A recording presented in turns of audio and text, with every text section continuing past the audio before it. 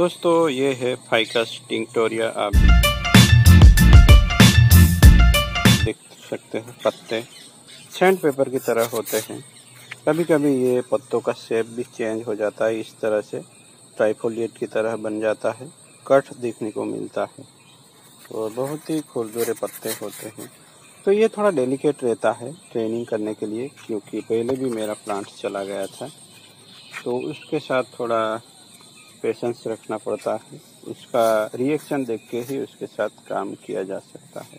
मेरे ख्याल से जैसे जैसे फाइकस के पत्तों में इस तरह का आवाज़ भी सुन सकते होंगे आप, सैंड पेपर की तरह होता रहता है, तो वो थोड़ा डेलिकेट होते जाते हैं। यहाँ करवती भी मिलती है, यहाँ हेरी फाइकस भी बोलते हैं उसको, वो भी थोड़ा डेलिकेट है। पहले उस पर भी ट्राई किया था, वो भी चला गया था।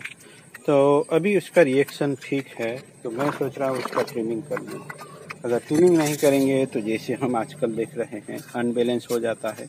यहाँ तगड़ा अनबैलेंस देख सकते हैं, ये छोटा रह गया है और ऊपर थोड़ी ग्रोथ ज़्यादा हो गई है और यहाँ तो डायबिक भी हो गया है। तो ये सब रोकना है तो हमें टाइम टाइम पे, समय समय पे प्लांट में ट्रिमिंग वगैरह करना चाहिए।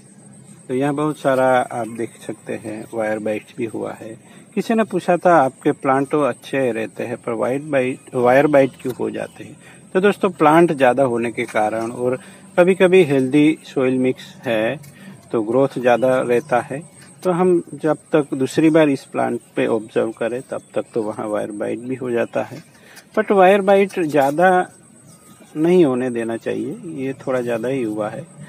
अगर ज़्यादा नहीं होता है तो जल्दी हीलिंग हो जाता है, ज़्यादा भी होता है तो ये ट्रेनिंग पीरियड में ये अक्सर देखा जाता है, बट बाद में वो सब ढक जाता है, वो ज़्यादा दिक्कत वाली बात है नहीं।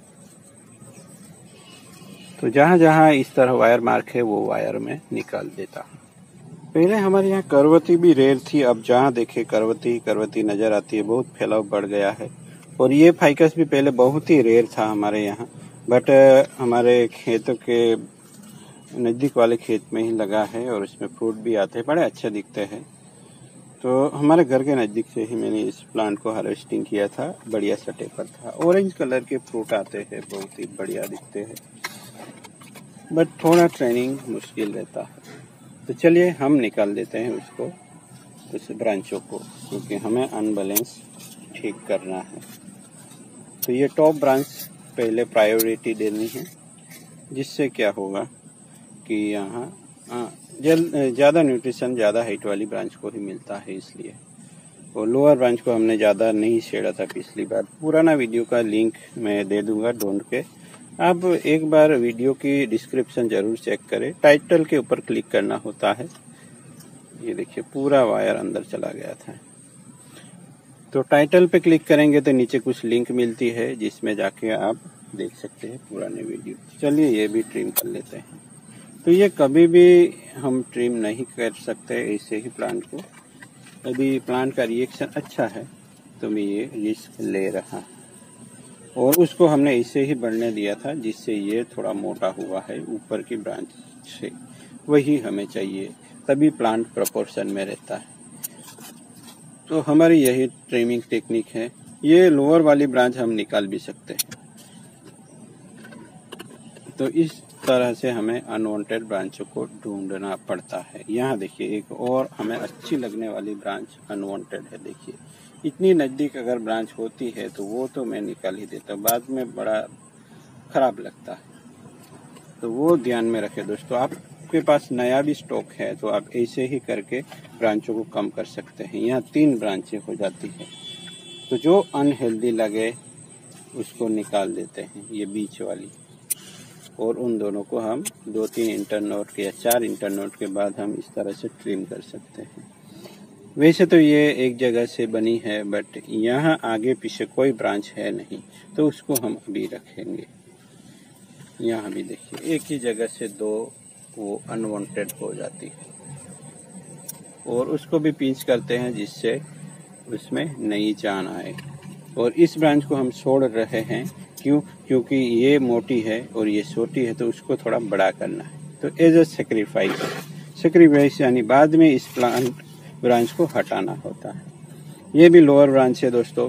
तो अब हम क्या कर सकते हैं, कुछ दिनों तक इस ब्रांच को नहीं छेड़ेंगे, टॉप ब्रांचों को ही हमने ट्रिम किया है। तो जब भी आप कटिंग वगैरह से लगाते हैं इस तरह से प्लांट को, तो नीचे वाली ब्रांच छोटी ही रह जाती है। इसलिए ऐसी ब्रांचों को ज़्यादा बढ़ने देना है, एज ए सेक्रीफाइस रखना है, और बाद में मोटी हो जाने के बाद, क्योंकि ये ब्रांच मोटी है तो इससे ये मोटी चाहिए, तभी प्लांट प्रोपोर्शन में रहेगा।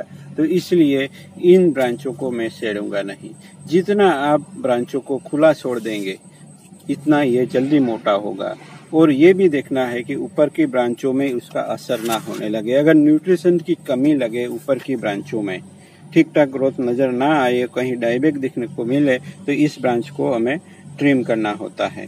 यही बेसिक है इस तरह के सेक्रीफाइस ब्रांच रखने के लिए।